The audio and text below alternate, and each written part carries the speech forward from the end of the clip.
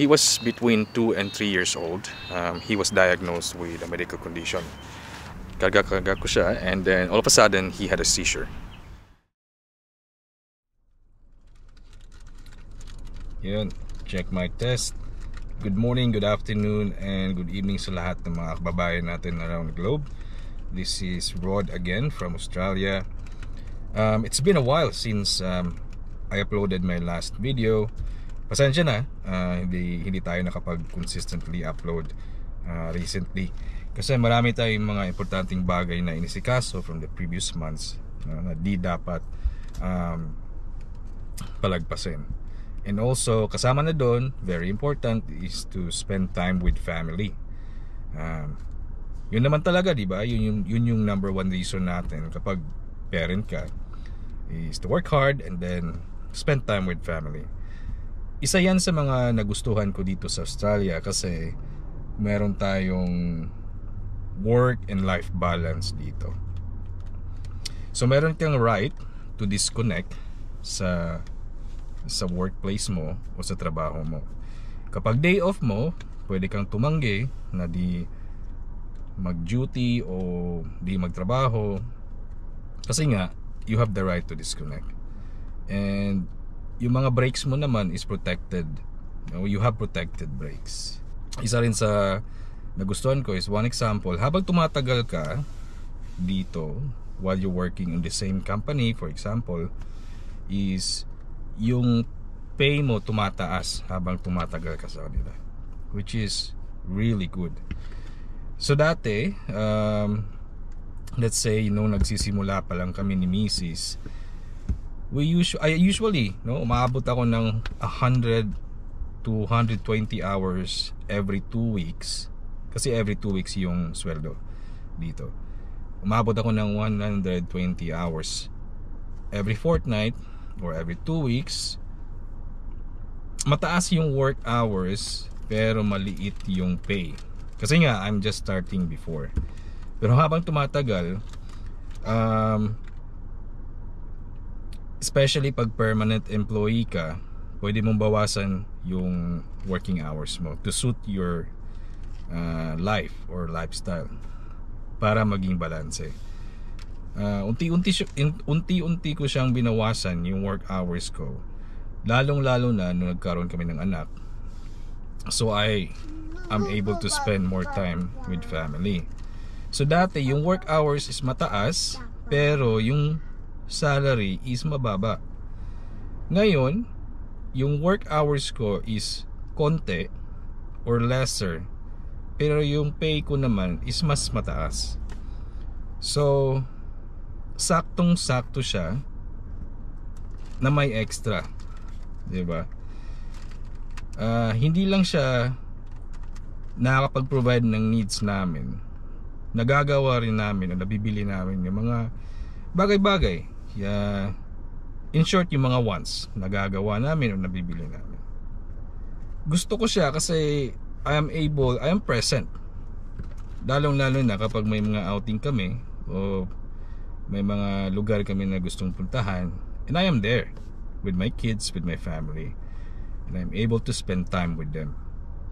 And ito yung mga maliliit na bagay that I cherish the most. And I think most of you, diba? Ganoon naman talaga, lalo-lalo na pag parent ka. Pag single ka, is iba kasi yung priority mo eh. Pero once you become a father or mother, yung focus mo is nasi-shift na doon sa mga bata, diba? So yun yung isa ang nagustuhan ko dito sa Australia, which is the work-life balance.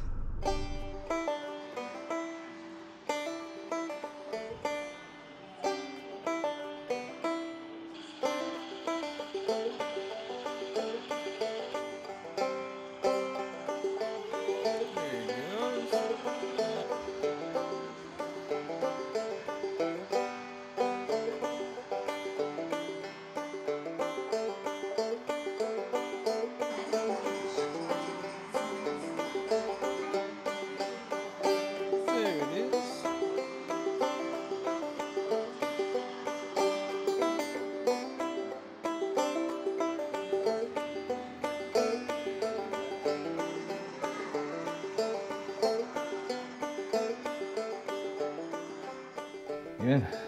Monday na naman.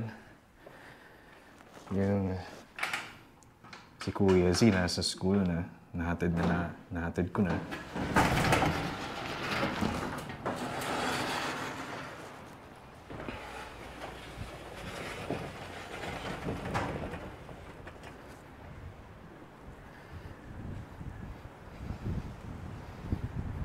Iba yung timing ng school days nila dito sa Australia. Sa Pilipinas, nung elementary days ko, yung pasukan is 7 a.m. Tapos matatapos yung school nasa mga 4 or 4:30. Dito nagsisimula yung class is 9, natatapos at 3 o'clock. So, hindi masyadong nagra-rush sa paggising at saka pag punta sa school,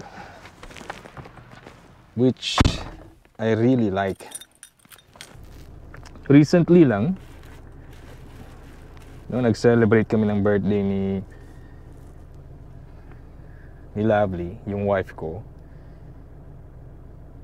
At pumunta kami sa pinasyal namin yung mga bata sa Bathurst Railway Museum.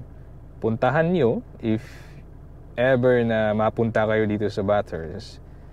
May mga miniature trucks, miniature trains doon. Meron din silang playroom para sa mga bata. And after that, pumunta kami sa Portland, New South Wales. Isa itong maliit na town dito sa New South Wales. Doon nagsimula yung parang mining industry, if I'm right.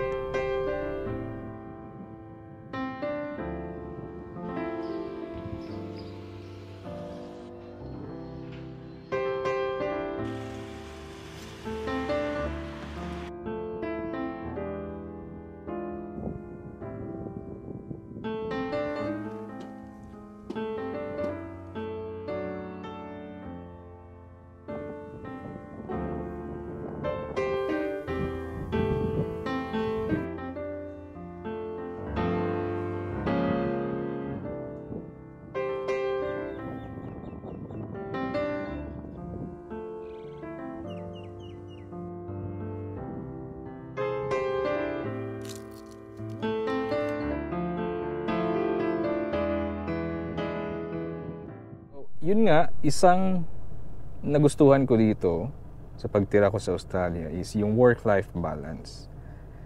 Pangalawa is yung public services na meron sila.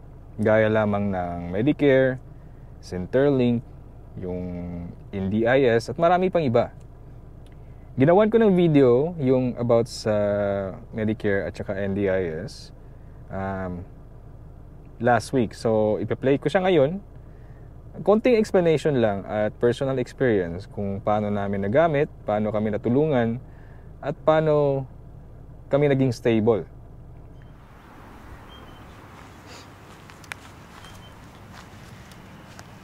So the main reason kung bakit nasasabi kong worth moving to Australia, it's because of my eldest son. So to give you a backstory, to give you a little story, when he was between 2 and 3 years old, he was diagnosed with a medical condition. It was somewhere in Penrith nung nagsha-shopping kami. Karga ko siya, and then all of a sudden he had a seizure when I was carrying him. After that, pumunta kami sa isang specialista, which is a pediatrician. Then na-refer kami sa isang neurologist para sa mga bata sa Westmead. And after ng ilang mga diagnostic test, mga blood test, so he was diagnosed with medical condition, and one of the signs is yung seizure niya. And also may konting problema or may konting, sabihin ko ng parang defect doon sa genes or chromosomes niya. For me personally is napaka worth it dito sa Australia kasi because of the Medicare. Now, yung anak ko halos every month pumupunta ng ED yan, no? Sa emergency department dahil nagsi-seizure siya while he's asleep. kakaiba yung seizure niya kasi tulog lang siya and then all of a sudden in a matter of snap or time nagsi-seizure siya agad-agad. Ilang beses na kaming tumawag ng ambulance at napupuntahan kami ng ambulance, no? Quickly doon sa bahay para maagapan or ma-intervene yung pagsi-seizure niya para hindi ma-deprive yung oxygen, brain niya ng oxygen. So, to think of this, dahil may Medicare dito sa Australia, ito yung isang benefit na talagang nagpapasalamat ako sa Australian government. And hopefully ma-continue ito at hindi nila baguhin. Kung iisipin mo, halos once or twice a month, pumupunta yung anak ko sa hospital. Na-admit siya at least 2 days. Maximum na is 3 or 4 days, no? Sometimes.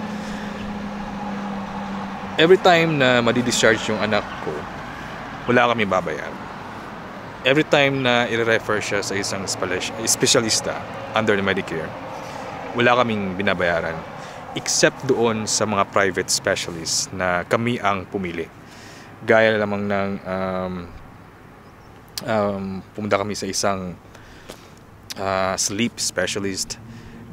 Gumawa yung specialista ng mga test gaya ng EEG, yung mga ganun. Tinest din niya yung mga senses niya gaya ng hearing, yung mga ganun. Yun lang yung binayaran namin kasi private yun eh. When it's under Medicare, wala na. Hindi ko naman masasabing libre kasi binabayaran natin sa tax yun. But my point is, wala na akong out of the pocket. Kumaga out of the pocket money na babayaran ko every time my son is discharged. Now, if we have that situation right now and andun kami sa Pinas, just imagine how much yung perang nawawala sa amin every month. Grabe siguro. Kung yung national insurance, health insurance ng Pilipinas is kagaya ng Medicare, masasabi ko based on our personal experience na talagang ang ganda. So dun pa lang, I'm not saying na you use your Medicare, I'm not saying you get sick and then ma-admit ka. Hopefully not. Hopefully you'll be healthy. Yun nga lang, mga ganitong bagay nangyayari talaga sa buhay natin, 'di ba? Yung hindi mo inaasahan. But eto na eh, andito na kami sa sitwasyong ito. So wala na kami magagawa kundi pagandahin yung buhay ng anak namin as much as possible. Now, hindi lang sa Medicare. Kasi may genetic problem. May konting genetic problem yung sa genes ng anak ko. And it was actually under the National Disability Insurance Scheme din ng Australian government. Ibig sabihin, dahil pasok siya doon sa category ng disability, ibig sabihin, he will be funded. So, actually, he's already funded for 3 years. And then after 3 years, gagawa sila ng assessment again kung ipapatuloy ba yung funding niya. So, yung funding na yon is mapupunta sa mga allied health services, sa mga specialists gaya lamang ng speech therapy, OT or occupational therapist, early interventionist, yung mga ganun. Instead na kami babayad, yung NDIS na ang magpupondo para bayaran yung mga ganung AH. And this is a big deal. This is a big benefit na nakukuha namin. It was a big decision for us to share this, but we wanted to share para malaman ng mga viewers natin at kababayan natin kung gaano kaganda yung system. That's only Medicare. That's only Medicare and NDIS ang na-share ko sa inyo. And there's more, like Centrelink, di ba? Meron din tayong Centrelink. And masasabi ko, wow, ang swerte ng mga tao, ng mga Australians dito sa Australia. Ang dami nilang benefits na iilan sa kanila hindi nila na-realize na we are aiming for this, we are dreaming for this. So that's the main reason on my personal experience. Gusto ko lang emphasize on my personal experience na masasabi ko talagang moving to Australia was the best decision na ginawa namin. Alright, syempre di mawawala yung flowers, di ba? Ayan. Nakabili na tayo ng flowers from the flower shop. Hopefully magustuhan ni Mrs. Let's go!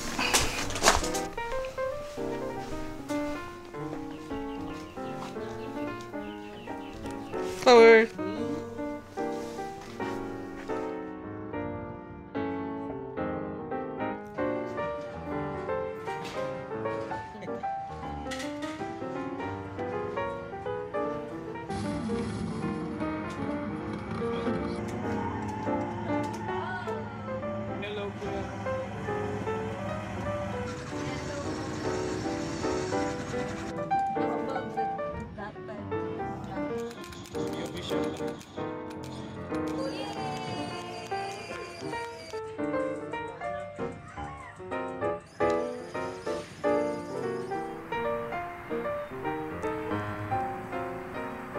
Wow, napaka-successful ng araw natin, no? In the past 2 days. Pasyal tayo, nakapag-celebrate tayo ng birthday ni Mrs. din. Alright guys, I hope this video nakatulong sa inyo in some ways. And I will see you in the next one. Okay? Cheers!